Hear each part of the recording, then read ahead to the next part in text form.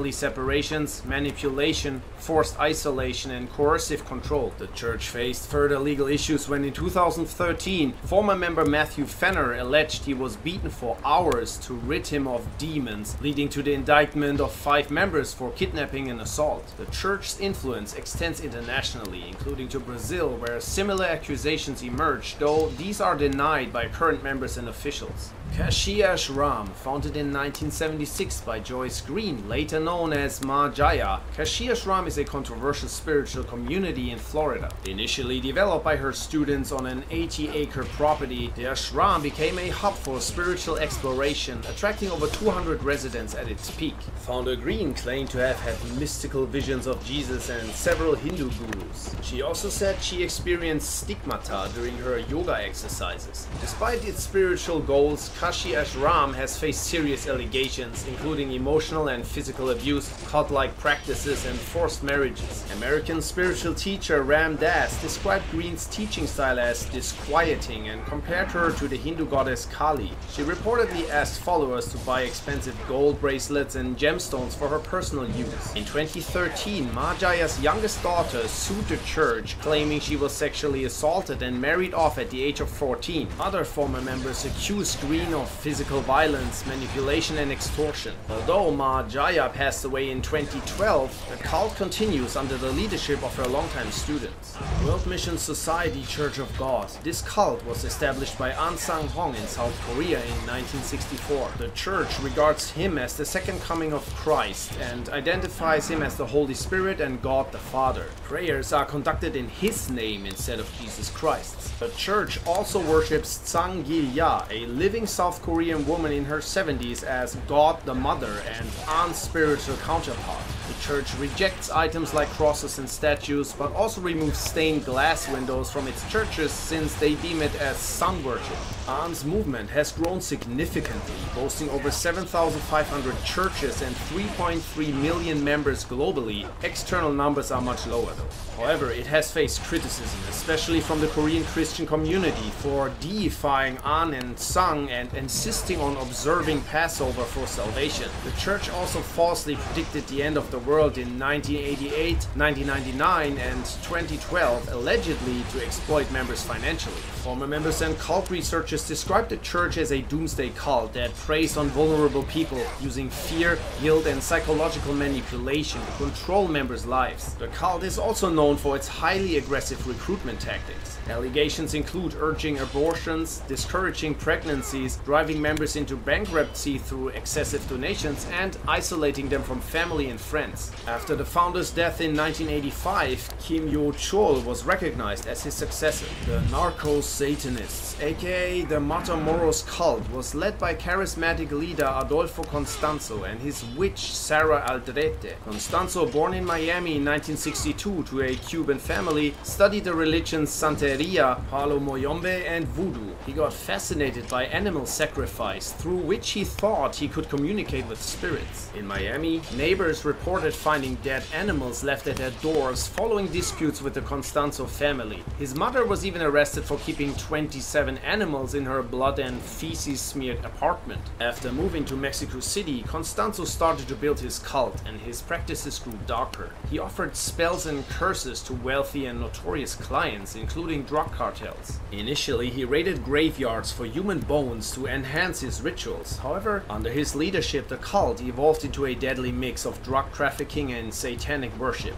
Constanzo became convinced that his magic was the key to the cartel's success. He then demanded to be made a full business partner with the powerful Calzada family. When they refused, 7 members of the family mysteriously disappeared. Later on, his cult carried out heinous acts, including the murder of up to 26 victims, most infamously Mark Kilroy, a US college student kidnapped during spring break in 1989. The cult believed that these human sacrifices would grant them invincibility and power. Kilroy's disappearance led authorities to the cult's hideout, where they uncovered multiple bodies and ritual altars. After fleeing to Mexico City, Constanzo was killed by a follower on his orders to avoid capture. His girlfriend was arrested during the raid and, despite claiming innocence, she was sentenced to 60 years in prison. Good News International Church, aka the Shakahola cult, was founded in 2003 by Paul McKenzie and his first wife in Kenya. It was a doomsday group with anti-Western beliefs, rejecting healthcare, education and sports as evils of Western life. McKenzie also condemned the United States, the United Nations and the Catholic Church as tools of Satan. McKenzie, who claimed to communicate directly with God, quickly accumulated a sizable following. However, in 2017, McKenzie and his wife were charged with urging students to abandon school as ungodly and for denying children medical care, leading to several deaths. That same year, authorities rescued 93 children from the cult. After another arrest in 2019, McKenzie left Malindi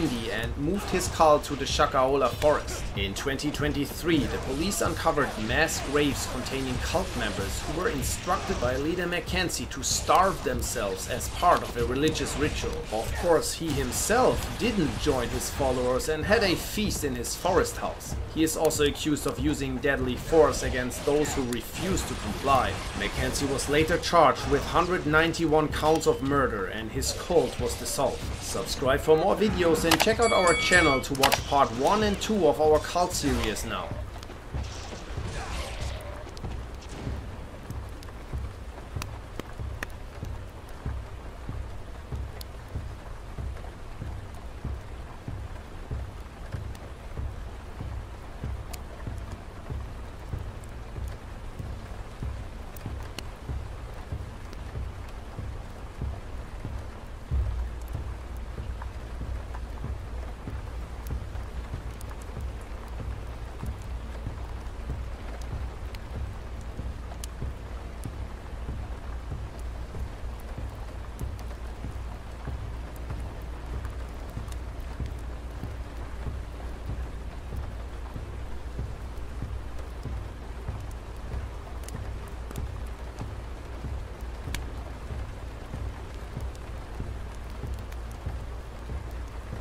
Many years ago, in the German countryside, a family had been haunted by an unknown presence. For weeks, members of the family complained about strange noises coming from the attic and footsteps leading from the edge of the woods to the corner of their property.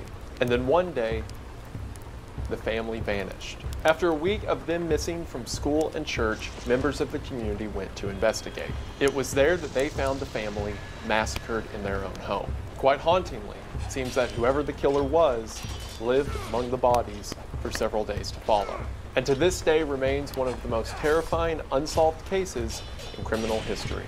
Hello everybody. Today we are going to be talking about the unsolved Hinterkaifeck massacre.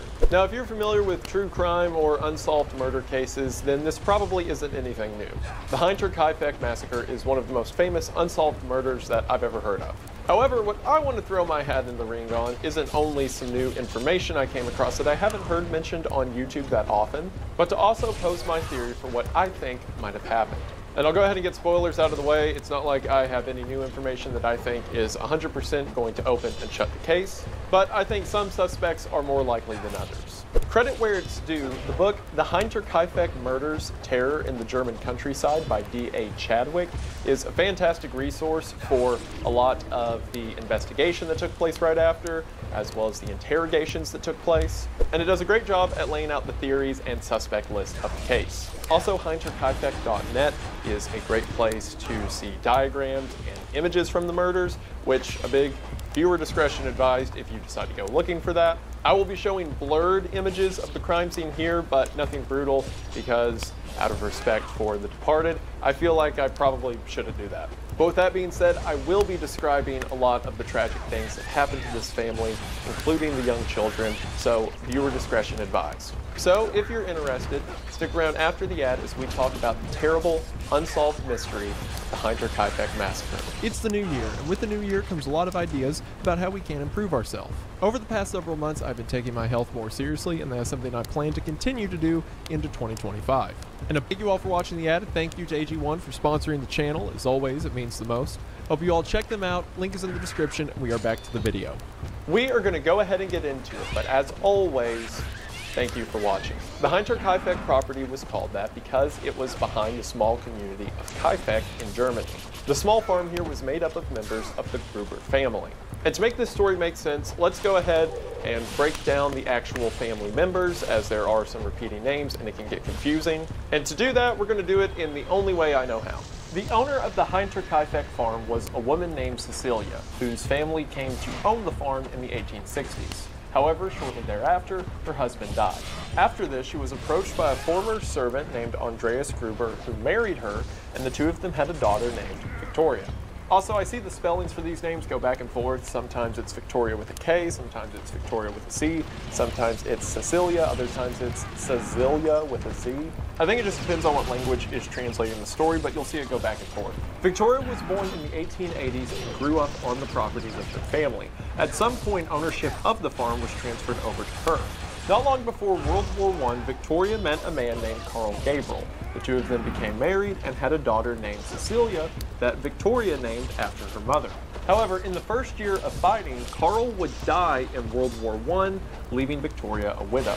It was not long after this, in 1920, that Victoria would give birth to another child, a son named Joseph. Now, Victoria was not married, and the question of who the father of Joseph was is going to become a very important element of this story, especially when we theorize about who the suspect might be.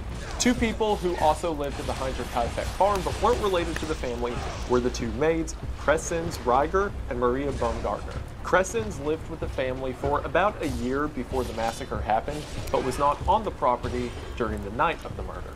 Because of this, during the investigation, Crescens was interviewed a lot. On the contrary, Maria Baumgartner was there on the night of the murder, and as a matter of fact, tragically, it was her first day on the job. I should also mention that when our story takes place at the end of March 1922, Cecilia was 7 years old and Joseph was 2. Leading up to the family's untimely demise, a lot of weird stuff was happening around the farm in the early months of 1922. According to the things that the Gruber family would say to neighbors, it seemed that someone had been stalking them. The family reported seeing people standing on the edge of the tree line, just watching them before fading off into the woods.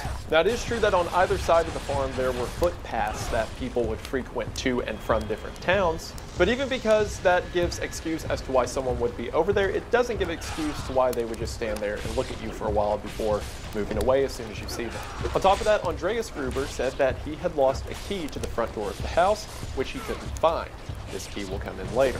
According to a neighbor named Loren Schlittenbauer, who will become a major player in the story moving forward, on March the 30th, Andreas came to him and said that he found a set of footprints that tracked from the snow at the woods on the edge of the property to the motor shed that connected to the Gruber barn. Not only that, but he found the door to the motor shed thrown open. The Gruber family, like a lot of other families that farmed in the 1920s, had a motor that was connected to the barn in order to mechanize a lot of things within the barn. However, this actual room that housed the motor did not have a connection to the barn itself other than the small holes that the motor itself was ran through. In other words, whoever was able to throw open the door to the motor shed was not able to get access to the rest of the barn. So Gruber and Loren suppose that whoever did try to break into the barn wasn't able to, as there was no access from the motor shed. However, the more troubling detail is that Andreas said the set of footprints led to the barn, but he couldn't find any going away from the barn. Andreas conducted a sweep of the barn and the house and wasn't able to find anyone, but the detail remained odd. Furthermore, on the evening of March the 30th, Victoria and her father Andreas went out to town to buy supplies. While at a store, Victoria remarked that in the nights prior, the family had heard something moving around in the attic. Andreas investigated with a lantern and a shotgun, but didn't find anything. Regardless, this detail seems to have had Victoria spooked, as she is now relaying it to someone she met out in town. It was also during this trip to town that Andreas told local stories of things like the missing key, as well as a story that he found a newspaper from Munich in the woods near his house. But after he asked the mailman if anyone nearby subscribed to it, the mailman said they didn't, and he didn't deliver that paper. So it's very plain that Andreas was suspicious, but for reasons we'll talk about later, he never took this to the police. Now, it was not new information that the Hinterkaifeck property was weird. As a matter of fact, their maid, Crescens Reiger, knew this all too well. During Crescen's entire time working with the family, she was freaked out. Crescen's lived at the property for only a year and was subjected to all kinds of mental torment. She said she would often hear something stamping around in the attic, or would wake up in the middle of the night to see something jiggling her doorknob. Just a few months prior to March, Crescen's had given birth to a young child and decided that she no longer wanted to stay at a farm she believed to be haunted or something similar, so Crescen's and her young daughter left in early 1922.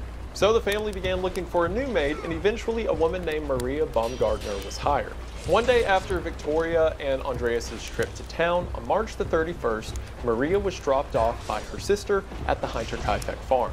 Maria's sister said hello to the family and goodbye to Maria, left late that evening, and was the last one to see any member of the family alive. That night, something would happen that would become the subject of mystery for over a century to come.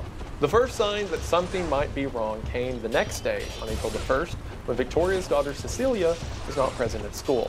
However, Cecilia was described as a child that got sick a lot, and when she was sick, she would stay home from school, so no one thought anything of it. That same day, two men who delivered coffee to farms around town stopped by the household. It was normal for the Gruber family to receive their deliveries on Monday, Wednesday, and Friday, and given that it was a Friday, the coffee salesman arrived at the Gruber household in order to take their order and drop off their coffee. However, according to the two men, they made their way to the property, knocked on the door, didn't get an answer, peered in the windows and didn't see anything, and then left. Later that night, a witness who was walking to Groburn, a small town only 500 meters away from the Hinterkaifeck farm, said that he saw smoke coming from the chimney outside.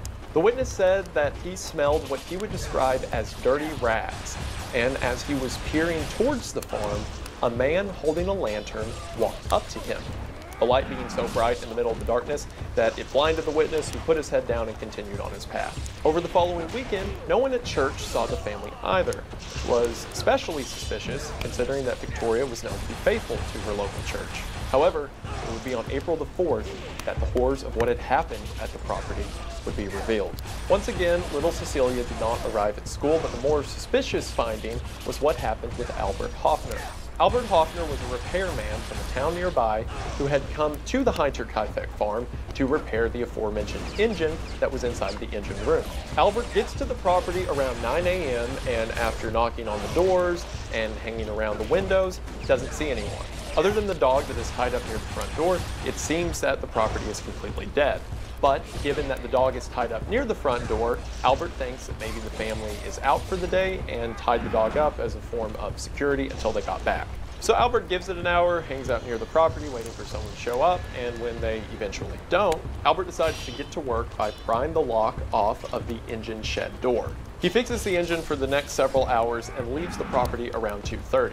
Since he wasn't able to inform any member of the family that he had fixed the shed, he goes to the neighboring property and sees two girls who are outside taking care of the garden. These girls are Mary and Victoria Schlittenbauer, the daughters of the aforementioned Lorenz Schlittenbauer. Albert tells Mary and Victoria that he just got done fixing the motor, if one of them could inform the family whenever the family gets back. So Mary and Victoria go to their father Lorenz and tell him what Albert told them. Lorenz sends two of his sons over to the property next door to let the family know, but after a little bit, the sons come back and say that they couldn't find anyone either. It seems at this point that Lorenz got suspicious, because again, the family wasn't seen at church, and it's uncharacteristic for these people who work on their own farm to be gone for 4 days on end. Not to mention that when Lorenz's sons got back, they said that all of the animals were very rowdy and upset. So Lorenz gets two other neighbors, Jacob Sigel and Michael Pohl, to come with him to search the farm. The three men make it to the property and walk to the open feeding area that can be accessed from the front courtyard. From there, the three men decide to make it into the barn that connects to the house that is being barred by a wooden block on the other side. The three men use force to break through the door and begin to search inside of the barn itself. While walking around in the barn, one of the men feels something at their foot before they look down to see a human hand. The men quickly sweep away the hay to reveal the body of Victoria Gabriel. At that moment, they see another body behind Victoria and begin to pull it out to realize that it is the body of Andreas Gruber. It becomes apparent quickly to the men that the body of 4 family members is located through the barn, meaning Andreas, Victoria, both Cecilia the grandmother and Cecilia the granddaughter, all lying dead under the hay. Immediately, Jacob and Michael make their way back to the courtyard as Lorenz sprints into the house. Lorenz would later say that he did this in order to check on the 2-year-old Joseph. However, when Lorenz made it into the house, he saw that Joseph had also been murdered inside of his stroller. Lorenz unlocked the front door to the house and the 2 other men stepped inside. They investigated through the rest of the house to see if anyone was still there, and found the body of Maria Baumgartner dead on the floor of her room. But given that Maria had just got there on March 31st, the night that the murders happened, none of the men knew who she was. The men came outside where Lorenz's 2 aforementioned sons were waiting. Lorenz told the 2 boys to run to the nearby town and tell the mayor and police while they stayed at the crime scene. Along the way, these young boys, as you can imagine, told everyone that they passed what had happened at the farm. So word spread around fast, and very quickly, the Hinterkaifeck farm became a circus. By the time the police got there, which was only a few hours later, there were all kinds of people walking through the different rooms of the house, inspecting the dead bodies, giving their opinion, and of course, destroying evidence. Not on purpose, of course. People just, stomping around a crime scene doesn't really help a crime scene. After the police get there, they order everyone to leave except Lorenz, who gives an account of how they found everyone. And from there, they are able to piece together what might have happened on the night, March the 31st. And to show you that, I'm going to show you with the same stupid little whiteboard that I did earlier. So this is a basic layout of the house to give you an idea of what it looked like during the murder and investigation. Outside of the house was a large courtyard, and the house itself was split into 3 different structures. Over here you had the main house or living quarters where things like the bedrooms and kitchen were. This entire section was the barn, with a lot of the animal stalls being in this area and a lot of the hay and area for feeding or taking care of the animals being over here. And then this area is described in a lot of the reports as a machinery or work area, which to me sounds like the 1920s equivalent of a garage, where you work on tractors or whatever. So I'm calling it the garage. Also connected to the side of the barn, but with no way to get into the barn itself, was the motor room that I mentioned earlier, where the repairman came and did his work, and where the footprints leading to it, as well as the broken door, were found by Andreas earlier. When Lorenz, Michael, and Jacob arrived, the 3 of them saw that the doorway that led to the garage area of the building was wide open. After the men stepped in here, they elected to push open this door that was held shut and make their way into the barn itself. It was while in here that they would find the bodies of Victoria, Andreas, grandmother Cecilia, and granddaughter Cecilia dead, hidden under the hay. From here, as mentioned earlier, Lorenz made his way through the main section of the house, again according to him, in order to check on young Joseph.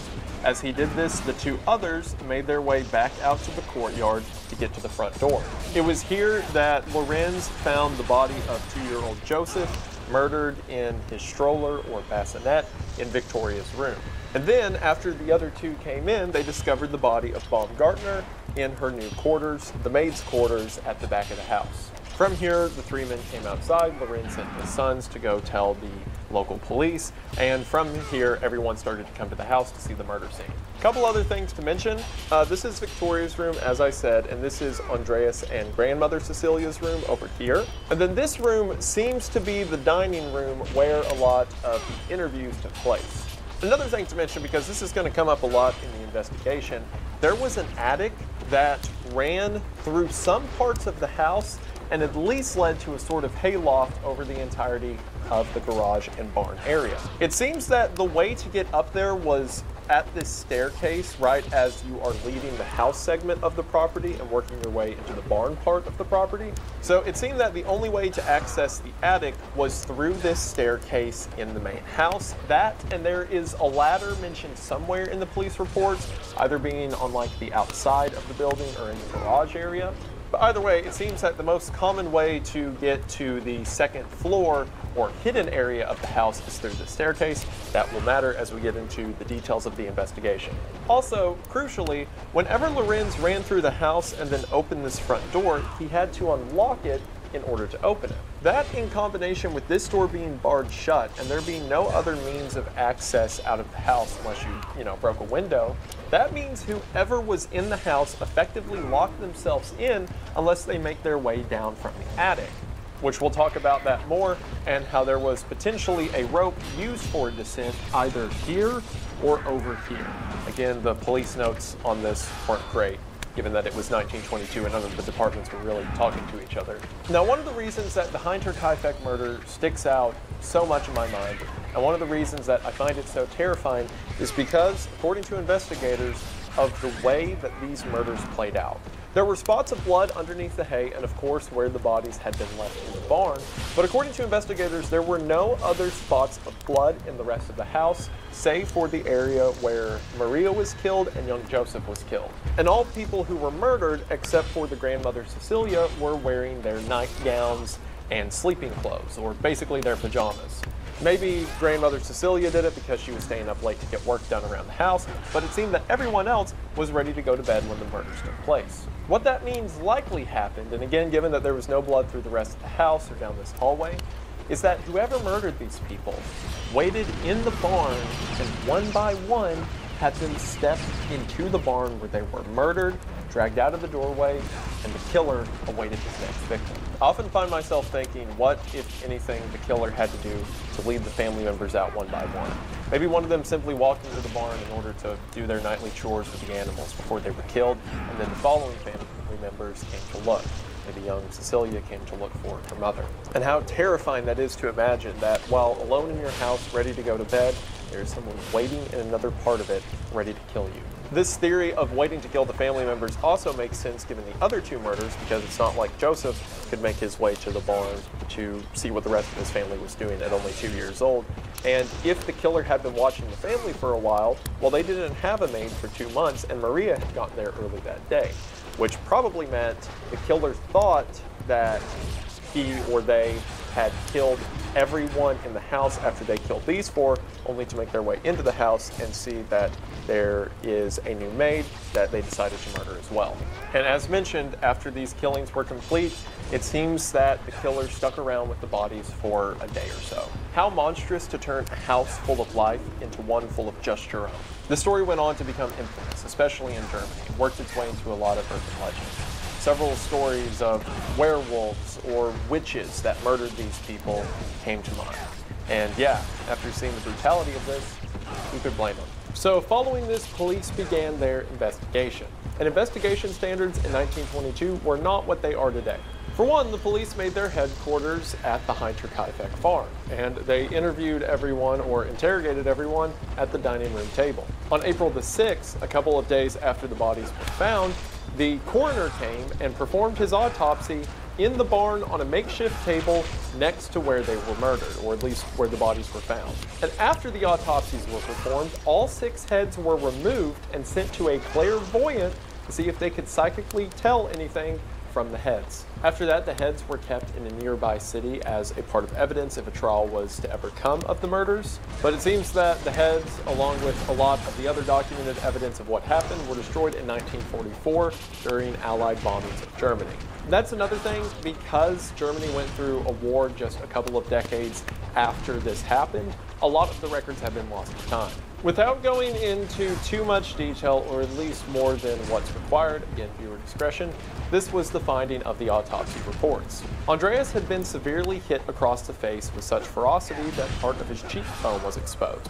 And it seems that the reason he died is because his carotid artery was injured and he bled out. Regardless of this, it seems that Andreas was only hit a single time, which cannot be said for most of the other victims. To start, it seems that Andreas's wife Cecilia had been strangled before the same heavy object that was used to hit Andreas was used to strike her across the face several times. Similarly, Victoria was also struck with a high level of ferocity, along with the series of blows across her face, which left her horribly disfigured. It seems that there were several puncture wounds into her skull. And then the youngest daughter, Cecilia, who again was only 7 years old at the time, was not only struck by the same heavy object several times, but was also cut across her throat. And the autopsy determined that she was seemingly alive for several hours following, as she bled out and, again according to the autopsy, pulled out clumps of her own hair. And as haunting and terrible as it is to mention, it seemed that Cecilia was in a state of undress consistent with someone attempting to assault her in her final moments. The new maid, Miss Baumgartner, was found laying on the floor in her bedroom and had been struck across the face back and forth several times, again by the same heavy-handed weapon. And then the 2-year-old Joseph was found in his stroller, as it seemed the perpetrator raised the heavy weapon and then brought it down through the top of the stroller, killing Joseph in a single blow to the head. Initially, it was believed that the weapon that was most likely used was a pickaxe, because the weight and type of injury seemed consistent with that sort of weapon. It would later be determined that in actuality a mattock was used, but we'll talk about that in a moment. Now, during the initial investigation, the police found several patches of hay up in the hayloft that seemed to be patted down. In other words, it seems that someone was sleeping on the hay since the hay had been moved. In other words, between the time someone fed the animals and now, someone slept on the hay. Furthermore, it seemed that someone had defecated in the hayloft and had moved tiles around in the floor of the hayloft in order to see the ground beneath it. This, in combination with pieces of food found around the premises, as well as the report mentioned earlier that someone was running a stove on the night of April 1st, implies that after murdering the family, someone stayed there with them. Now, there are a few reasons this could be. For one, on the night of March the 31st, a huge blizzard hit, leading investigators to believe that perhaps whoever snuck into the house to kill the family was trapped by the snow and had to wait for it to melt. It's also worth mentioning that there seems to be a lot of holes in the police's investigation. Like, even aside from mentioning all of the lack of care when it came to the evidence, there are some other details that seem to be just wrong. For example, yes, it does seem that whoever killed the family stayed in the house because of things like the defecation in the hayloft and the hay being laid down, and there was some food found in the hayloft. But one of the police's main points for this is that a lot of food was missing from the food storage of the Gruber family, when in reality it seems that a lot of that was Lorenz's fault. See, while people were staying there and while police were staying there initially and a bunch of people were coming to look, I guess in order to be kind, Lorenz just kind of started handing food out to people. And even though the police seemed to be aware of this and even accepted some of the food, which again, tampering of a crime scene, but whatever, even though the police knew this, they logged the missing food as evidence that a lot of people probably killed the family and were here for a really long time. Furthermore, on April the 6th, again 2 days after the bodies were found and the same day the autopsy was performed, the police make the first mention of a rope that leads down from the hayloft to the ground floor. More specifically, the kind of attic area that's hidden away from the open hayloft that would be harder to see if you were walking around on the ground. So, in other words, there was a dangling rope in front of them for 2 days, and then one day they go, oh, there's a rope here.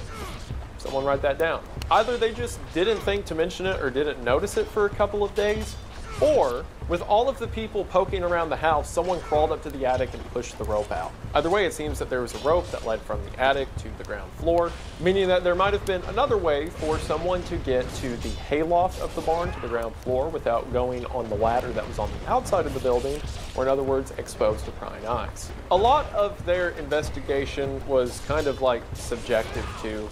Like, for example, at one point they were trying to determine if someone could hear a scream from the barn from inside of the living room.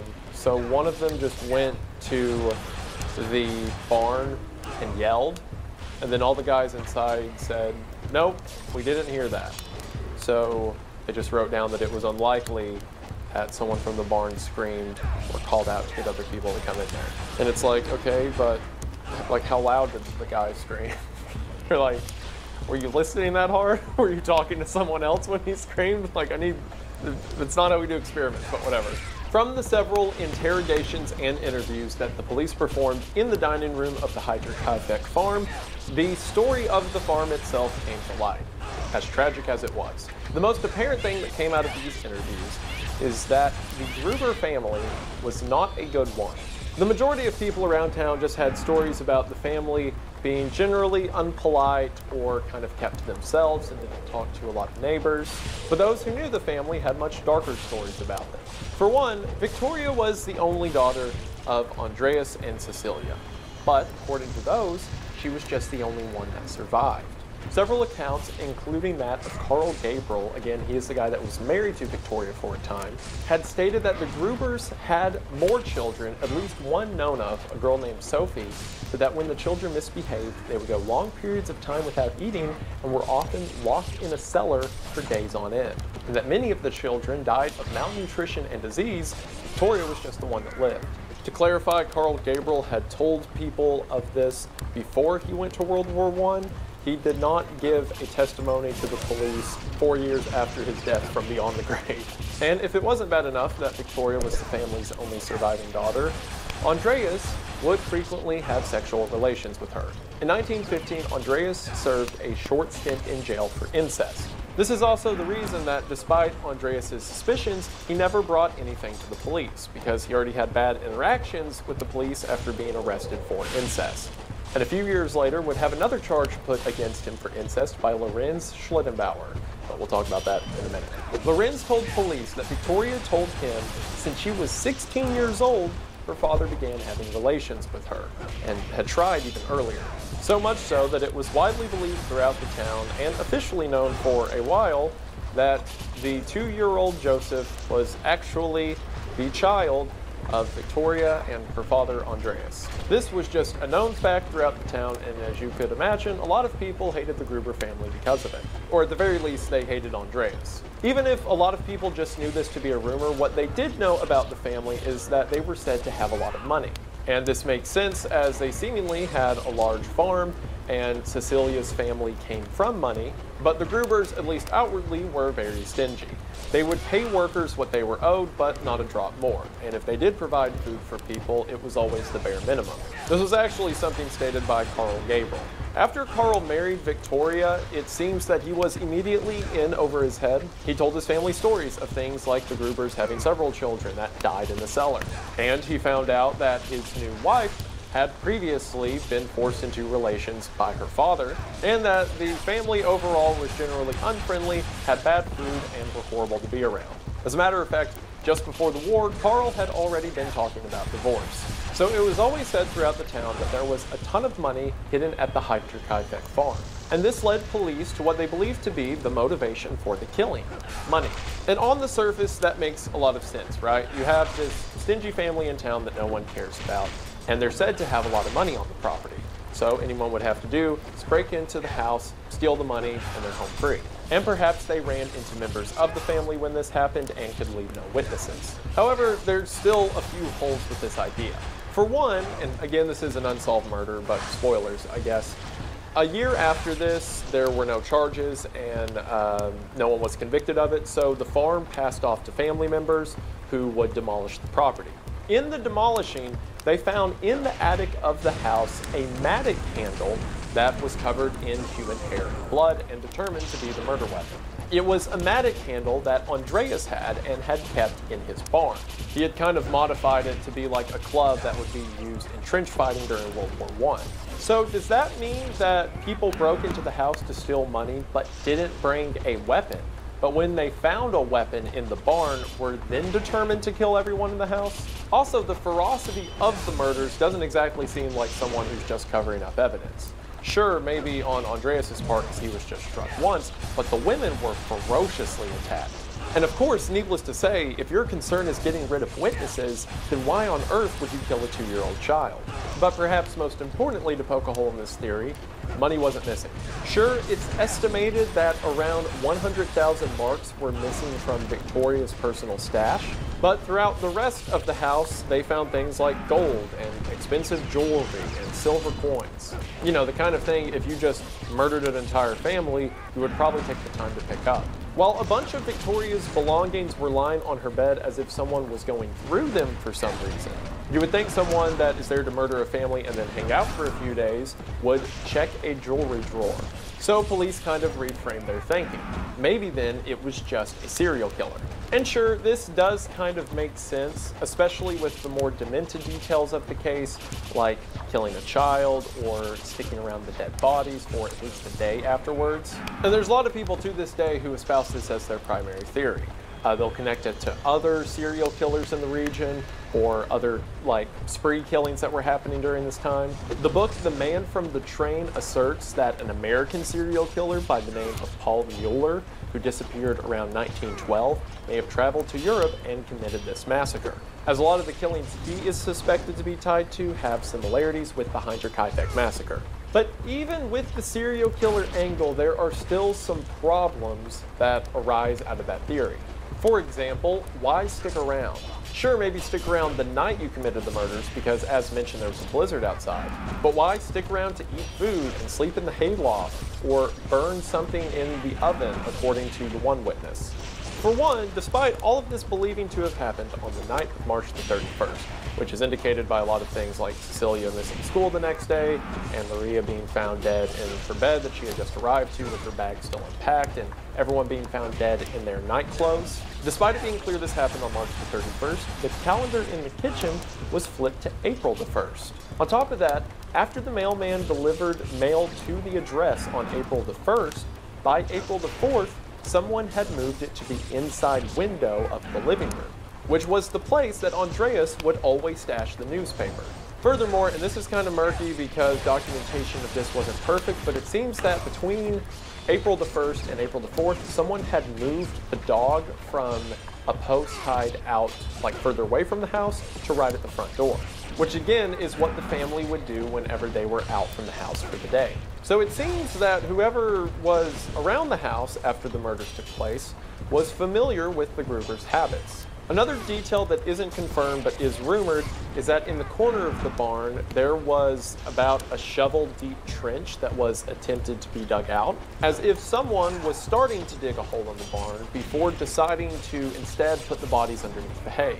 So why would a random serial killer change the calendar date, put the newspaper on the inside of the window, move the dog around, and then attempt to bury the bodies in a property they have no connection to? Because sure, you want as much time between the police finding the bodies and you having a chance to get as far away as possible, I get that. But if you're so concerned about delaying the time until the bodies are found, why stick around? Sure, the whole someone stayed with the body for 4 days is thrown again because of the police logging all the missing food that they ate, and considering that to be a group of people who stuck around the bodies for too long. But it seems that whoever was there was around for at least a day or two. Another thing that happened with the Heinrich Heifetz case is it became the story to be talked about. People, during the investigation, were literally taking trains from towns outside of the area to come visit the murder site and just point at the place where the body used to be, I guess. Because of that, it seems that the police had a lot of leads, but they weren't all good leads. For one, every homeless person in the region immediately became a suspect, because since the police said a vagrant might be responsible, a lot of people just started making up stories about, oh, I was out in town and then someone ran by and said they killed the whole family and then they ran off into the woods or something. There was a woman in the 1940s who went to a priest and wrote on a piece of paper that her brothers are responsible for the killings, and then on her deathbed again said that they were responsible for the killings. Those brothers were Anton and Adolf Gump. Adolf Gump is an insane name. But the police interviewed the brothers, and it seems one was dead and the other one had zero connection and had never been in the region. There were a few cases like that of people randomly saying someone they know was the murderers because they told them one time under a certain circumstance, but every single suspect that they looked into had an alibi or wasn't in the area at the time. There are even some people who were temporarily jailed over such suspicions, but no one was ever charged for the murders. As mentioned, a year later, possession of the property would pass on to family members of the Grubers who decided to destroy the farm because, who would want to live there? And it was during the destruction of the property that the mattock I mentioned earlier was found, as well as a small pocket knife, both of which seemed to be hidden in the attic above the house itself, the pocket knife seemingly being what was used on young Cecilia. So whoever killed them, after having killed everyone, threw the murder weapons up into the attic of the house. Which again, if it was just a random passerby, why would they leave the evidence with their fingerprints on it, which fingerprints were a thing at the time? Why would, you wouldn't think so with this case with everyone touching everything, but still. Why would someone who was just passing through to murder a family leave the murder weapon on the murder site? As mentioned, nothing conclusive would ever come from the case, but there are certainly some theories. For one, it seemed that Victoria knew something was up. 2 weeks prior to the murder, she had placed 700 gold marks in the church confessional. The priest found 700 gold marks in the confessional and knew that Victoria was the only member of the church who was well off enough to do that, and after asking her, she admitted that it was her. Not only that, but in the weeks leading up to the case, she had closed several savings accounts and bank accounts after withdrawing the cash. This is why it's believed that 100,000 marks were stolen from Victoria's personal inventory at the house, because despite taking all of this money out, it seems that she never spent it anywhere and no one could ever find it. I guess it is possible that someone who knew she had withdrawn all of this money came to the house to kill everyone and take it, but why would you take, like, the one stack of cash you know about and not grab all the other stacks of gold throughout the house? Again, the family seemed to be rather well off and the farm was in Victoria's name. On top of that, one of 7-year-old Cecilia's classmates would be interviewed years later. This classmate said that on March the 30th, again the day before the murders, Cecilia came to school very tired. Cecilia told her friend that the night before, her grandfather, Andreas, slapped Victoria, Cecilia's mom, and that Victoria ran away from the house crying into the woods, and that the family was out all night looking for her, only finding her in the early hours of the morning. So, a couple days before the murder, Victoria was in such dire straits with her father that she ran away from the house in the middle of the cold winter night. Or maybe March 30th isn't technically winter. It was cold outside. It's for these reasons that most of the theories around what happened at the Hinterkaifeck massacre revolve around Victoria. And I, for one, think that it makes the most sense. For one, she was the only member of the family who ever really got out of the house and interacted with people. And also, she seemed to be the only one that was doing anything suspicious before the murders happened. With that being said, there are 3 primary suspects that get talked about in relation to this case. Again, if you put aside the ones that are saying this is a sort of serial killing or a robbery gone wrong that just by coincidence happened to this family. But given some of the circumstantial evidence that I talked about earlier, I think that it is more likely that whoever murdered this family knew them, and that this killing was very personal. The first suspect that got talked about a lot when all of this happened is also the fun one. That suspect is Carl Gabriel. That is right, Victoria's husband, who supposedly died in the trenches during World War I. It was not uncommon at the time for soldiers to be reported dead and then just show up back home. I mean, think about it. You have these massive, like, charges across trench lines or chemical weapon attacks, and seemingly entire battalions get wiped out at once. Well, the soldiers there would be presumed dead, but if they were actually alive, they have no way to communicate that to their family until they just catch a train and ride home. So the theory floating around town for a time, again, it was a known fact that Andreas was having relations with his daughter, and that supposedly that's where the 2-year-old child came from. The theory that was floating around is that Carl returned from the war having been presumed dead and was furious to find that Victoria had had a child. So in a fit of rage, Carl picked up the mattock and killed his former wife, as well as the rest of her family and his own daughter, as well as the illegitimate child of his former wife and her father. Now, even if we play with the whole theory that Carl survived the war, this seems kind of implausible. For one, as mentioned, Carl was already talking about divorcing Victoria before he shipped out to the war. So then why, after several years, would he decide he was so angry about her current situation that he has to kill her? As well as, and I can't stress this enough, his own 7-year-old daughter.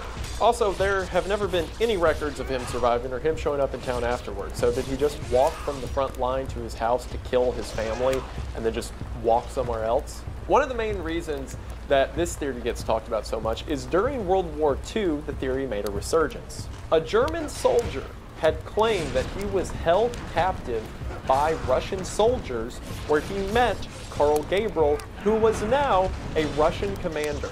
The German soldier told this whole story that while he was a prisoner of war, there was a Russian commander who spoke fluent German and sounded like he was from the area. And then after realizing the prisoner was from the area, the commander asked if he knew of the Hinterkaifeck murders. And the prisoner said yes, and the commander said, "I am the one who committed the Hinterkaifeck murders." And that he explained himself to be Carl Gabriel, and then let this German soldier, as well as 2 other German soldiers, go so that they could go back to the town and report this story so that an innocent man would not be charged for the murders. Now, there's some problems with this. For one, when the investigation was happening right after the murders, the police looked into the Carl Gabriel idea and got full confirmation from the German military that yes, he died in World War I. On top of that, according to the German prisoners, the reason he became a Russian commander is because he was so vicious and fierce that the Russians liked him and decided to make him a commander. But if there was one thing that the Russians really weren't fans of during World War II, it was, Germans. And why would the guy who massacred his own wife, child, and family and was now supposedly a Russian commander because he was so evil and vicious or whatever, let these three go so that they could keep an innocent man from being tried for his crimes? Obviously, it sounds like a tall tale made up by some soldiers who wanted some publicity, right? But nevertheless, the Karl Gabriel theory comes up a lot whenever you read about this case. With that out of the way, there are two primary suspects who get talked about in this case more than anyone else. One of them is Lorenz Schlittenbauer. Now, a lot of you guys were probably listening to this whole story and saying to yourself over and over, oh, so Lorenz did it, right? Because he was the first one who showed up on the crime scene, he was the one who was accidentally messing with evidence, he was the one who knew the family, and perhaps most interestingly, he is the one who, officially at least, was the father of Joseph. So, I need to rewind a little bit for this to make sense. While Lorenz had his problems with the Gruber family, he always had a fondness for Victoria. The two of them had talked to each other on a few occasions, and according to Lorenz, after just a few times of speaking to each other, Victoria offered to go to bed with him. Lorenz was taken back by this, as he was married at the time, and denied her offer, but a few years later, when Lorenz's wife died of cancer in 1918, him and Victoria seemed to start a relationship. One kind of heartbreaking note is Lorenz, as well as several of the men who were interviewed by police during this whole thing, made remarks that Victoria was easy and especially promiscuous and whatnot, which, given the amount of trauma that poor girl went through, is heartbreaking. I'll talk about more at the end, but I don't think there's anyone, except maybe the children, of course, that I feel as bad for in this case as Victoria.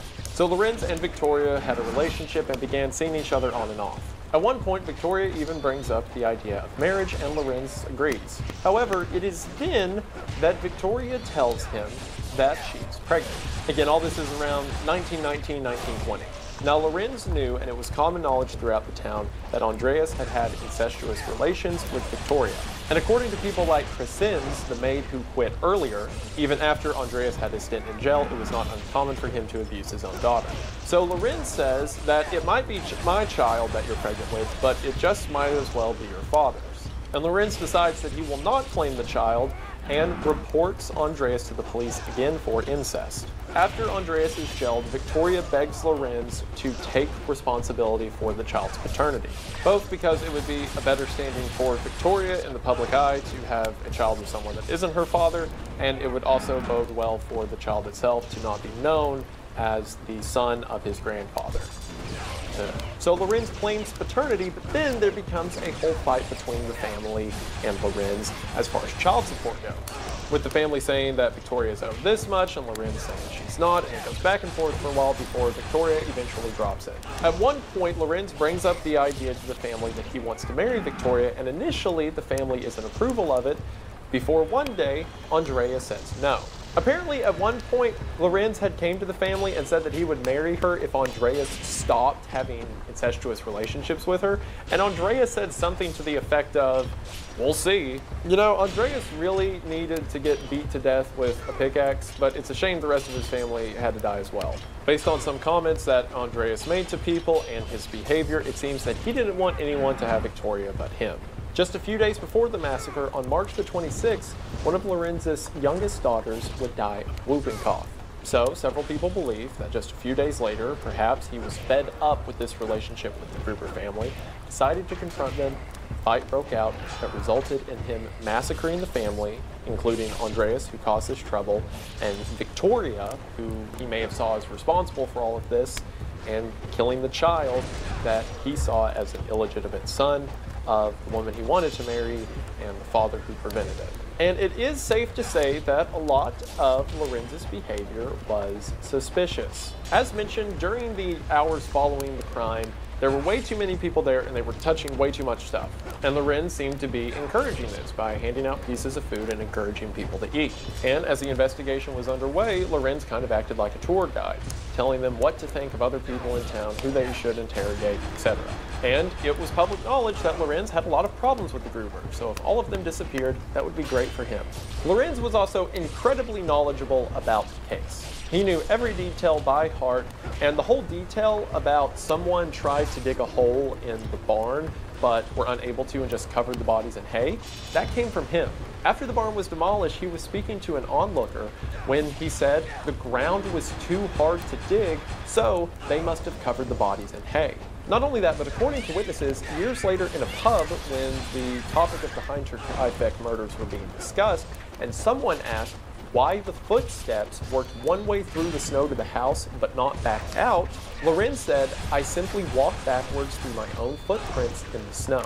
Now, he immediately clarified when asked about this that he was saying "I" as if I was the killer's voice. But this, as well as several murmurings throughout the town that Lorenz, being an important town official and very well off, very well might have committed the crimes and then threatened other people to be silent lest they get into some kind of legal trouble. As a matter of fact, one of the two men that Lorenz brought to the farm on the day of the murders would later say that they think Lorenz did it and brought them there as an alibi to say that he was the first one who showed up. I mean, remember the detail about whenever they get to the barn, Lorenz goes through the house and then unlocks the door? Well, he unlocked the door with a key. Remember how Andreas had said that the key went missing in the days before the murders? Well, seemingly here that key is now in the door. And whenever Lorenz was asked about it, he said the key was already there. Or perhaps Lorenz stole a key and was now placing it here in order to act natural and gain access to the house, as he did perhaps when the murders took place. Now, a lot of people think Lorenz did it, and a lot of things like what I mentioned point towards him. But personally, I do not. And I have a few reasons for this. For one of the reasons that Lorenz was ruled out by investigators when the case first happened is that Lorenz had horrific asthma. And asthma is really an understatement. Lorenz was in World War I and was exposed to chemical gas like mustard gas. So his lungs were effectively crippled and he lost his wind very quickly. Doesn't seem like the kind of person that would have the capability to murder a family of 6. On top of that, yes, Lorenz knew a lot about the case, but he seemed to be more obsessed with the case than anyone else alive. Lorenz was there for every detail of it. Every time a bit of information was made public, he wanted to know it. According to his family, in the years following the massacre, Lorenz was destroyed by it. Not only did he seem to mourn the death of Victoria, at least in some part, but it destroyed his reputation. People around town would quit serving him. He wasn't allowed to do business with the other business owners. Everyone looked at him like a pariah. So it makes sense that someone whose life was so heavily affected by it would spend so much time thinking of the case. It would make sense that he would come to conclusions like, oh, well, the small patch of shovel-deep soil that was dug up was probably someone who tried to bury the bodies, but realized the ground was too hard. And then he just kind of spouts that information to whoever's willing to listen. Same with his assertion about the footprints leading to the barn. Also, that doesn't even make any sense. What would that even have to do? Are you saying that the killer made a set of footprints to the barn and then walked backwards through the footprints just to freak out the family? And then made an entry at some other time? Like, that doesn't make sense. And also, as cheesy as it is to say, I think in some way that Lorenz cared about Victoria. Think about it. Not only had he agreed to marry her, but at this point he had taken responsibility for the child that very well might have not been his. He was willing to admit publicly to a court that he was the father of young Joseph, and he suffered the consequences for it. Lorenz said that his own son hated him for it. He hated that Lorenz, after the death of the son's mother, would sleep with another woman and have a child outside of his family. Not to mention the reproach that probably came from a small town when a well-to-do person takes acknowledgement of an illegitimate child. If the murders would have happened right after he said the child wasn't his, and Andreas was being convicted again for incest, then maybe the idea of Lorenz murdering the family would have a point. But Lorenz went through all of that and then still tried to marry Victoria and claimed the baby. Also, if Lorenz was to murder them, why was he so especially brutal to Cecilia the grandmother, Victoria, and Cecilia the 7-year-old child? I mean, why would he try to undress her and then just give Andreas a single hit to the face? I think what is much more likely is that the third suspect we're going to talk about today is the one that I personally believe probably murdered the family. And that man is, of course, Andreas Gruber.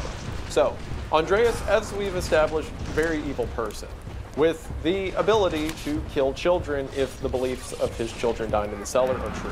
As we know, Lorenz was wanting to marry Victoria, and it seemed that Andreas wanted nothing to do with that.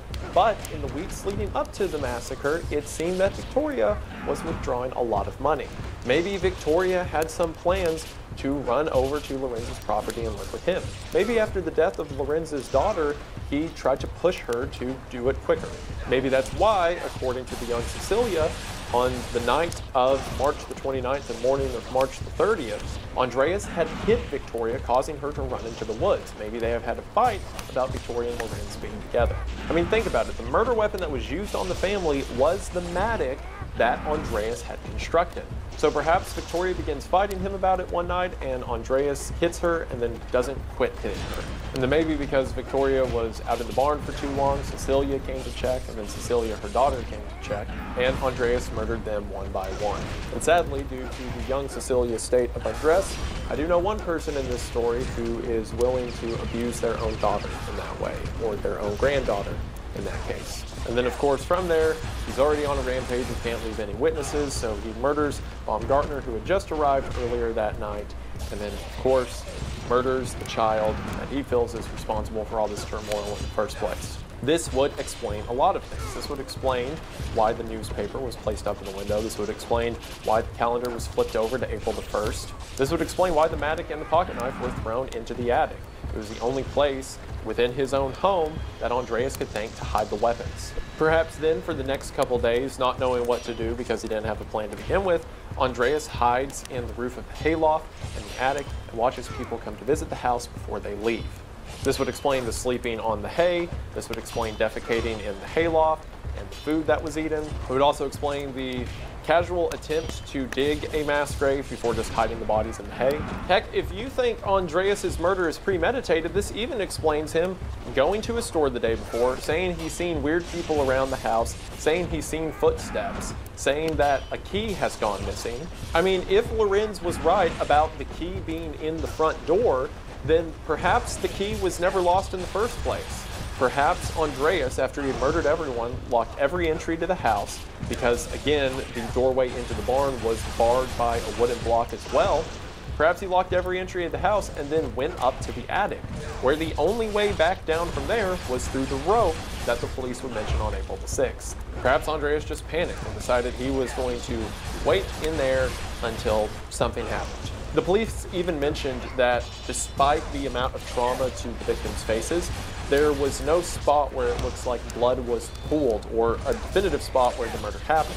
So maybe Andreas, in a panic, even tried to clean up some of the blood and then burn the rags, which would explain the smell of dirty rags as the witness described. Maybe Andreas, trying to get someone away from the property, was the one who walked out, held the lantern up to the witness's face. I believe all of that, and frankly to me, this is the version of the story that makes the most sense. This explains why someone would go through Victoria's stuff and not take any of the money in the rest of the house. Heck, maybe Andreas found the 100,000 marks that Victoria had stored and decided in rage to burn it along with the rags he used to try to clean up the blood. All of this makes perfect sense to me, and honestly, it's the version of the story I think to be most likely. Except for one little problem. Andreas was also murdered. So how could Andreas have murdered the whole family, and then Andreas himself also be murdered, along with the family? It's almost frustrating how well Andreas murdering the family is as a theory, except for the little detail that he died as well. As a matter of fact, there's one popular theory that after murdering the entire family, then hanging out in the house for a couple days, Andreas slipped and fell onto the matting and just accidentally cut his face open and then died that way. And I guess decided to crawl through the hay to lie next to Victoria's body. But I think there is someone who may have been likely to murder Andreas, even after the rest of the family was killed. And I think it's someone we've already talked about, Lorenz. What if Andreas murdered his entire family and then in a panic begins to hide in the attic of the house or bumble his way through the house itself, not sure of what to do, when Lorenz, who was already in an argument, what if Lorenz, in a rage, gashed Andreas across the face and caused him to bleed out. Lorenz would have immediately recognized how the situation looks because now the murderer is dead and you are holding the murder weapon. So Lorenz simply places the body of Andreas next to Victoria and then throws the mattock handle up into the attic.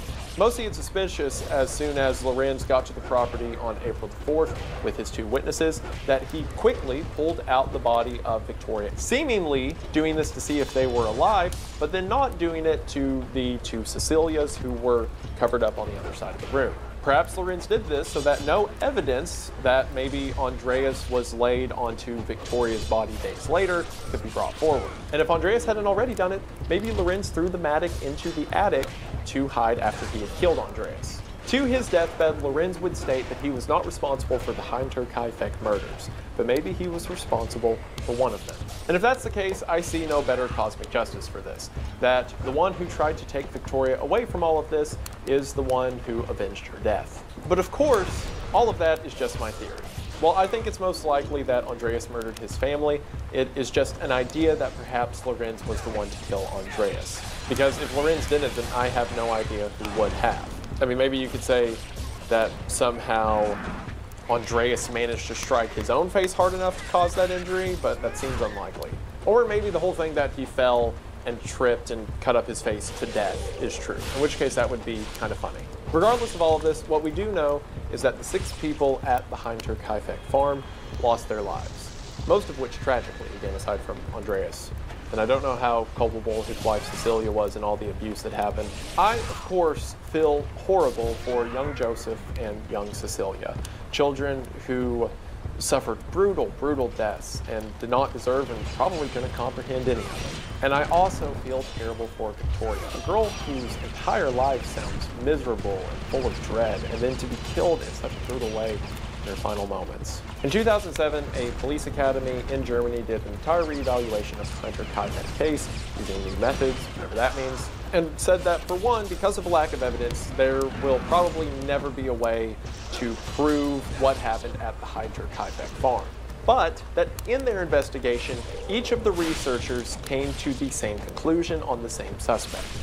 But they would not release that information because they had some surviving descendants, which is the dumbest cop-out I think I've ever heard. Like, could you, imagine, like, could you, I know they don't know, it's just their guess about it. But to not say what the guess is because you're afraid that their great-grandson or whatever will get harassed for it, who would do that? Like, there's still great-grandchildren of, like, Lee Harvey Oswald or John Wilkes Booth, or I don't know if that guy had kids. Regardless, there are descendants of famous killers, and it's not like they get attacked. Just because you say you all think that this person did it doesn't mean their grandchildren will get. That's the dumbest reason to not release information ever. I hate it here. Okay. Regardless of all of that, I don't think we'll ever know for sure who murdered the family on March the 31st. And it's tragic and terrible, and there's really no good ending to it because we don't know who did it, and there's not closure for the victims that were lost, but hopefully in some small way we can remember at least Victoria and her children as people, and as people who certainly didn't deserve what they go to, and hopefully their souls are somewhere more at rest now than they were in this lifetime, except for Andreas. He absolutely deserved what he had coming. And with that, we have the end of what I think is the, if not the most disturbing, one of the most disturbing unsolved cases I've ever come across. I covered this way back when I did the Unsolved True Crime Iceberg, and ever since I first read about it, it has stuck with me and it's been in the back of my head, so I decided to read a book about it to see what else was there, and it's so much worse than I thought, and I feel so bad for Victoria and the family, and her kids, I mean. And yeah, it's a tragedy every way you look at it, but hopefully, you know, I don't know, this is a depressing video. There's no like good, you learned this or this came of it or whatever. Everyone's sad and it's awful. Except maybe, you know what? If my interpretation of events is true, then Lorenz seemed to be an all right guy. And if he did murder Andreas, that's really cool of him to do that. But at the same time, I don't want to fully double down there because I'm just a YouTuber and can very well be wrong. And maybe Lorenz was actually the murderer because people smarter than me seem to think he is sometimes. And some other people think it's Andreas. I don't know, it's complicated. I'm gonna stop talking. As gruesome as this story was, hopefully you enjoyed it, and I just want to say thank you for watching. I always feel weird covering these stories because, especially when we don't know anything for sure, I have to be careful about giving too much praise to one person or not enough to another. Again, I don't think Lorenz did it. I think Andreas did it, but I have to be careful because I can always be wrong. But yeah, this is a very depressing story, but it's something that stuck with me, and if something sticks with me for too long, I have to make a video about it, or it just gets stuck in here, and it's not good for my health. So this was that. And as depressing and terrible as it was, hopefully you enjoyed, hopefully you learned something, even if you had heard of this case before, and I greatly appreciate that. Thank you all for the support. Thank you so much for the views, the likes, the contributions. You guys are great. And I believe that should do it for now, but I just want to say thank you for watching. I hope that you enjoyed, and I will see you in the next one. Bye!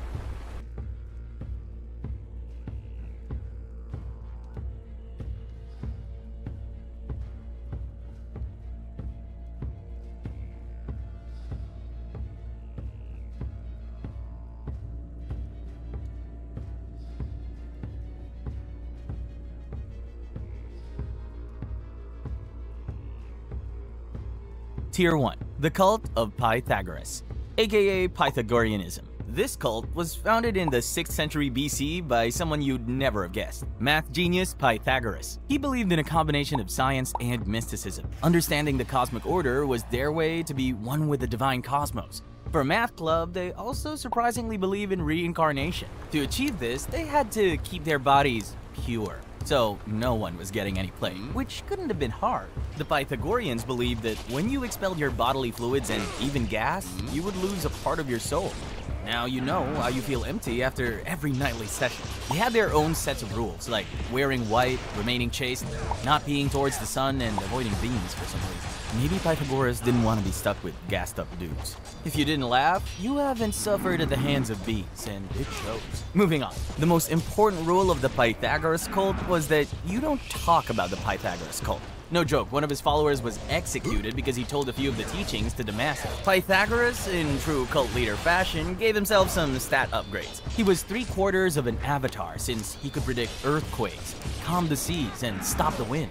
And he could also remember past lives. After the death of Pythagoras, which was ironically by fire, he was elevated to god status by his students, and his cult lived on. Church of Copimism, or the Masonry Church of Copimism, was founded in Sweden in 2010 by Isaac Gerson and Gustav Niebuhr. This church considered the act of copying and sharing information to be divine and sacred, even calling it a virtue. Identity thieves are going to love this one. In true nerd fashion, they don't conduct physical congregations. They just meet up in a group chat and praise information before calling it a day. They even conduct rituals that involve the worship of information through copying, a practice known as copy acting. Their holy symbols are Control-C and Control-V. I swear I'm not making this up. This cult was officially recognized by the Swedish government in 2012, so you can join if it's up your alley. For legal purposes, that is a joke. John from Cargo Cult. To understand this cult, you'll need a history lesson. In World War II, America used small Pacific islands as strategic military bases to gain a foothold against Japan. These small Pacific islands had indigenous tribes who weren't as technologically advanced nor had much experience with the outside world. For the island tribes, the experience of seeing humans who wore weird clothes, spoke in tongues, had these magical portable cures, and could even take life without touching the other person was probably nothing short of meeting an alien or a god. Imagine if you brought someone from the Stone Age to this world. They would rightfully think we were magicians or gods. The tribes of these islands came to the same conclusion. They would worship the Americans as divine beings who blessed them with gifts. And their god was some American GI called John Frum. After World War II ended, America just packed up and left. The tribes didn't really understand that concept, and so they came to the conclusion that these divine beings would come back if they imitated them and performed certain rituals. So they replicated what they could remember.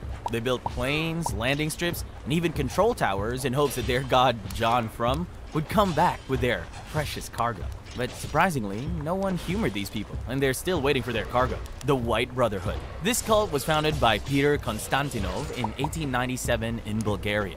Unlike Pythagoras, who was secretive and exclusive with his cult, these guys went international. From Bulgaria, this cult went on to spread to France, Canada, Switzerland, and Belgium. Their teachings were a mix of Christianity, mysticism, and spirituality. They believed humans were born with divinity, and to connect with that divinity, they do meditation, breathing exercises, and prayers. The white in their name does not refer to their skin color, rather it is the white magic they use against the evil black magic. They're all about equality, unity, and singing Kumbaya together. The Brotherhood's version of prophets were called Ascended Masters. These were people who had been reincarnated many times and had ascended to immortality. They were believed to be responsible for the guidance of the human race. Yeah, you guys might want to petition for a change in management. Some examples of Ascended Masters are Master Jesus, Confucius, Buddha, and Saint Mary. The Brethren, also known as the Garbage Eaters, was founded by Jimmy T. Roberts in the early 1970s. They were your average doomsday cult with teachings centered around how the end of times is coming soon, and humans need to purify themselves in preparation. To join the cult, you have to sell all your possessions and even break ties with your family. Basically, ditch everything but your existential dread. Members of the Brethren are forbidden from celebrating anything. No birthdays, not even Christmas. This is because they believe all celebrations should be kept for the end of times. Plus, they lived as nomads, collecting discarded food from dumpsters, hence the name. To recruit more members, they would just send out pairs to preach. But how do you convince people to join you if this is the life you're offering them? The Brethren's lifestyle and beliefs have led to controversy and criticism. Some former members have reported experiencing various forms of abuse, including excommunication of anyone who disagrees, manipulation and control of members, and a lack of accountability for leaders. So even when you have nothing, you can still be taken advantage of. Jim, the founder of the Brethren, died in 2015 at the age of 76 from cancer. The leadership role of the organization was passed to Jerry Williams, aka Brother Hatzer, and 3 other elders. The cult is believed to still be active.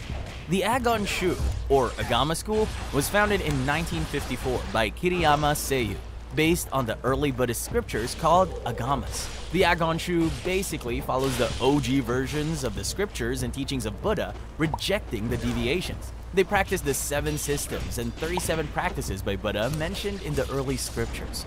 The 7 systems are principles, and the 37 practices are pretty self-explanatory.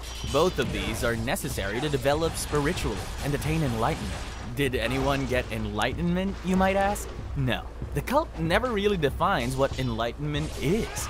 They only give subjective definitions. You're better off getting enlightenment from watching paint dry. The Agon Shu grew to have more than 500,000 members, growing with the times. They hired a public relations company to spread the message, and even offered spiritual services through the internet. Seems pretty tame, right? But it never really is. The cult would convince followers to donate large sums of money for ancestor worship, which is basically a way to honor dead relatives through offerings of food or drink. They would also manipulate and control members by convincing them the spirits of their ancestors were infuriated with them. After the founder, Kiriyama, passed away, Agon Shu became more obsessed with him rather than Buddha. The new leaders would claim to receive messages from Kiriyama from the spirit realm, and these messages were considered sacred. The cult was also dragged under the bus again during the Tokyo subway sarin attack. Not to spoil much, the founder of the cult that carried out the attack had briefly been a member of Agon Shu. This connection led to people adopting a hostile attitude towards the cult. Appalachian Snake Church. The practice of snake handling in religious services originated in the Appalachian region of the United States in the early 20th century. It is often attributed to George Went Henslow, who brought a snake to a church service in 1909. Snake handlers base their practices on a literal interpretation of certain Bible verses, such as Mark chapter 16, verse 18. They shall take up serpents, and if they drink any deadly thing, it shall not hurt them. And Luke chapter 10, verse 19. Behold, I have given you the power to tread upon serpents and scorpions, and upon all the power of the enemy, and nothing shall hurt you. They believe handling venomous snakes is a demonstration of their faith and obedience to God, even going as far as to claim anyone who died from getting bit by a snake simply wasn't faithful enough. This sounds like the witch trials all over again. If she's a witch, she'll live. If not, she'll die. Do you see the big brain logic? Snake handling was primarily practiced in small, isolated churches in the southern Appalachian region, particularly in Georgia, Tennessee, and the Carolinas. During services, believers will pick up and handle venomous snakes as an act of faith. Children are generally prohibited from participating, thank God. Ironically, George Hensley later on died from a snake bite. Karma does its work. The Church of Scientology. This is one of the more famous entries you've probably heard of. The Church of Scientology was founded in December 1953 by L. Ron Hubbard, a science fiction writer. Do I need to go on?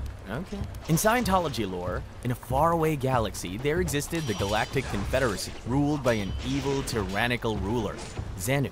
The Galactic Confederacy was an ancient civilization that faced overpopulation, so to solve the problem, Xenu does what all dictators do: genocide. He throws them into the volcanoes on Earth, vaporizing them with hydrogen bombs. And here, their spirits, known as Thetans, attach themselves to all living things. Here's where Scientology comes in. They claim that by buying their course, you can control and harness the Thetan inside of you to gain various superhuman abilities.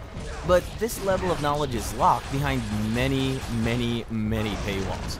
To reach the level of operating Thetan, or OT, will cost you thousands, and that will only give you access to some information. To reach OT3, where you supposedly get the good stuff, you need to spend hundreds of thousands of dollars, along with a good portion of your time. I'll save your money and tell you where to find this super secret C-grade creation scripture.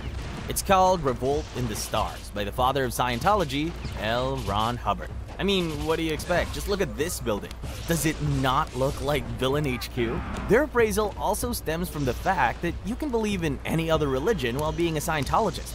But saying everybody can enter doesn't mean everybody can leave. There's a lot of harassment involved for leaving, along with dissuasion tactics, and finally, an NDA. While celebrities like Tom Cruise, John Travolta, Grant Cardone, Danny Masterson enjoy their relationship with the church, ex-members like Ron Miscavige, Katie Holmes, and Leah Remini have come out to expose what the cult is really like.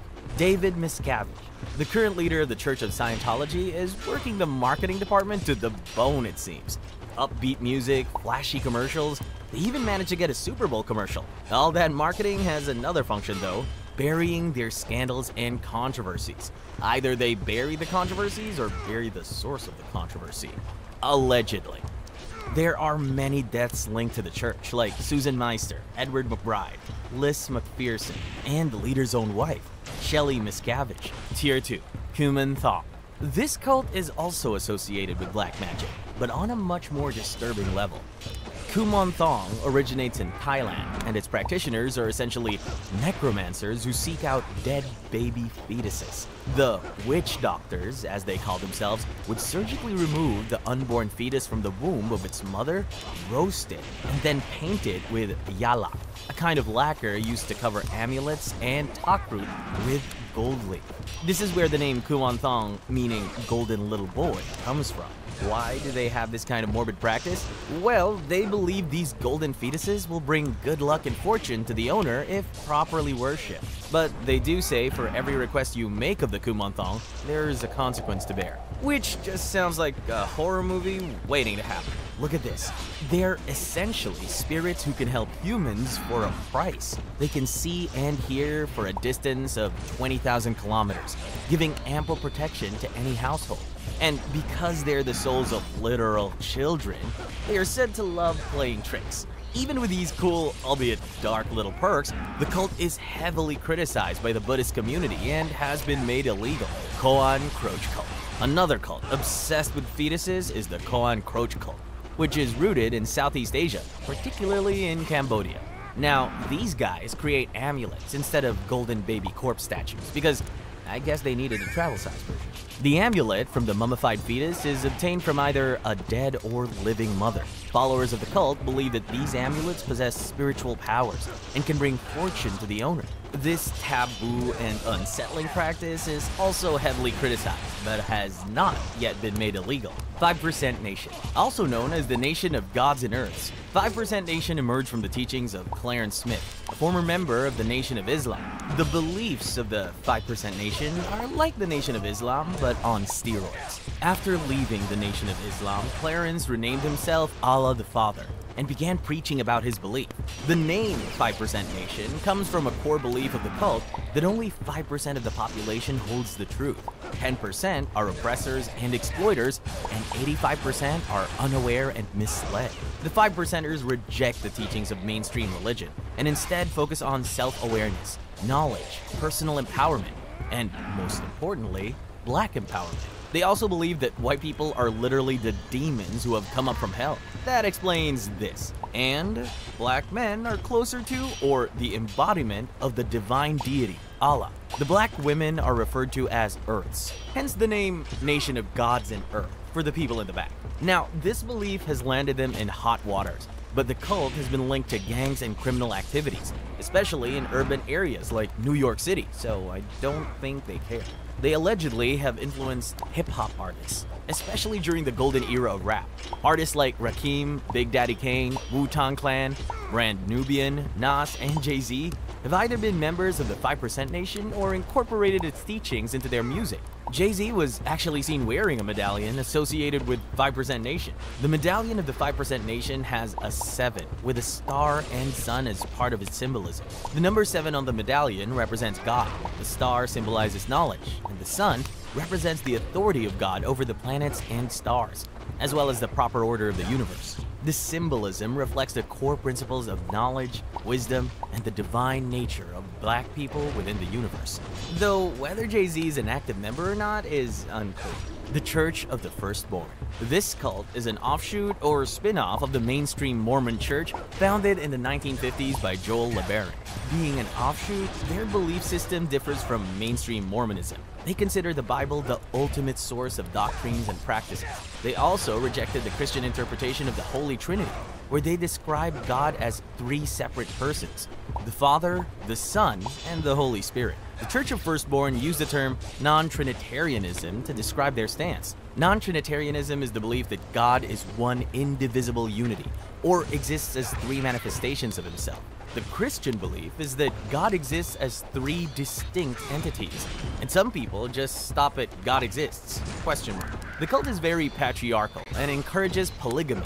They also don't believe in medicine, going as far as to call it a weakness of faith or even a sin. Instead, they opted for faith healing, which is basically pray the gay away, but with illnesses. The church was slammed with manslaughter lawsuits because of this, and legal action was also taken against individuals, such as parents who let their kids be victims of faith healing. The Church of Firstborn holds many beliefs that are considered controversial, such as rejecting participation in war, advocating for traditional gender roles where women are expected to stay at home and care for children, and promoting the practice of greeting each other with a holy kiss. The founder, Joel LeBaron, was murdered in 1972. The hit was allegedly orchestrated by his own brother, Ervil LeBaron, who is just one letter away from his true form. But we'll be getting into that later on. The Love Israel family. This was a communal cult founded in 1968 by Paul Erdman, who later changed his name